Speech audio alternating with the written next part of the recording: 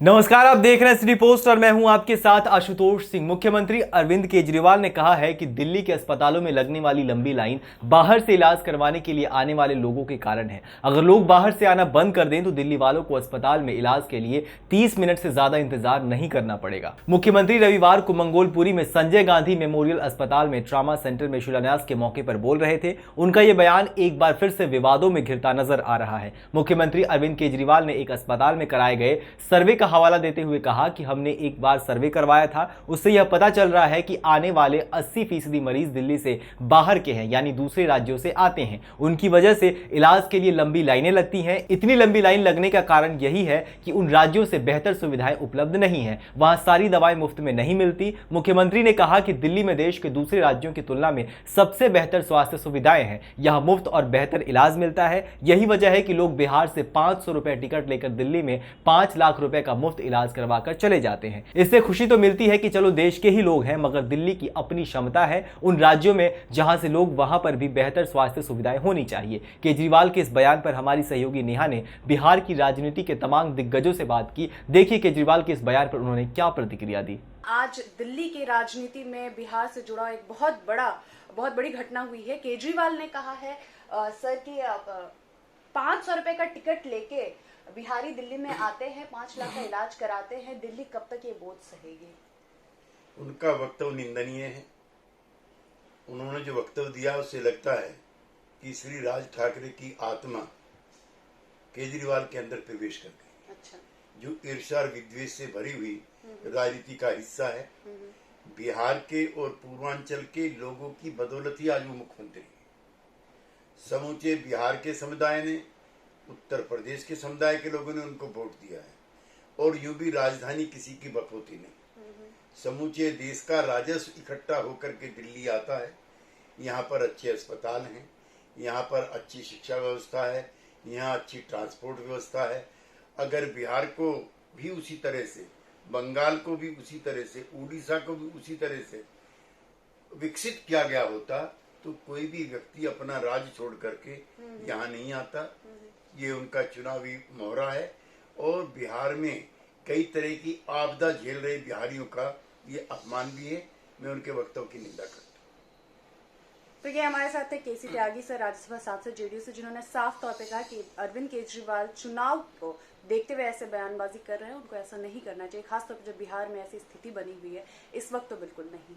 हमारे साथ राज्यसभा सांसद आरजेडी से मनोज सर हैं। सर, हर बात पे हम आपकी राय लेते हैं। ये बहुत बड़ा बयान आया है, केजरीवाल ने जो कहा है 500 रुपए का एक बिहारी टिकट लेके 5 लाख का इलाज दिल्ली में कराता है, उसके बाद वो चला जाता है। दिल्ली पे बोझ बढ़ रहा है, तो इस चीज को आप कैसे देखिए? मैंने लगातार इस बात को कहा है कि जितना मैं अरविंद जी की राजनीति को जानता हूँ, शायद अरविंद जी ने इस तरह का बयान ना दिया हो सकता। कई दफा क्या होता है, हम बयान को colon, semi colon, inverted comma के बीच से निकाल करके और परोस देते हैं। बहरहाल मैं अभी भी कायम हूं कि उनका ये बयान नहीं रहा होगा। लेकिन मैं तमाम उन लोगों को जानता हूं जो पूरे देश में एक संकीर्ण दायरे की राजनीति करते हैं और आर्टिकल 19 जो फ्रीडम ऑफ मूवमेंट की इजाजत देता है, संविधान, वो हकूक सबको है, वो अधिकार हम सबको है।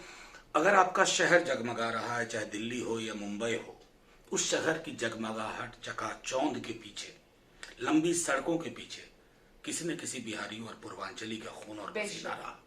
मैं इतना सिर्फ आगाह सबको करना चाहता हूं जो संकीर्ण दायरे की राजनीति करते हैं कि अगर किसी दिन, भगवान ना करे, कि बिहार और पूर्वांचल के लोगों ने तय कर लिया कि हम एक दिन कुछ नहीं करेंगे, इन शहरों की चकाचौंध खत्म हो जाएगी, इनकी सांसें थम जाएंगी।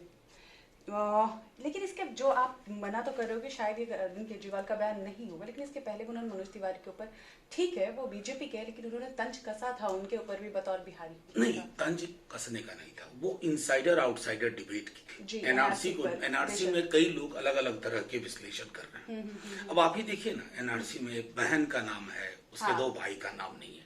उस दृष्टिकोण से अरविंद जी ने कहा था, ये मैं समझता हूँ। और मैं मनोज तिवारी जी या भाजपा, शिवसेना के साथ किसका अलायंस है?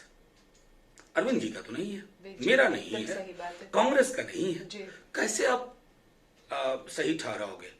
जो शिवसेना की राजनीति रही है और दूसरों को जाने दीजिए। अल्पेश ठाकुर जी थे कांग्रेस में, उन्होंने कुछ बयान दिया था बिहारियों के बारे में। कांग्रेस से तो निकल गए, आज कहां से राधनपुर से चुनाव लड़ रहे हैं बीजेपी से।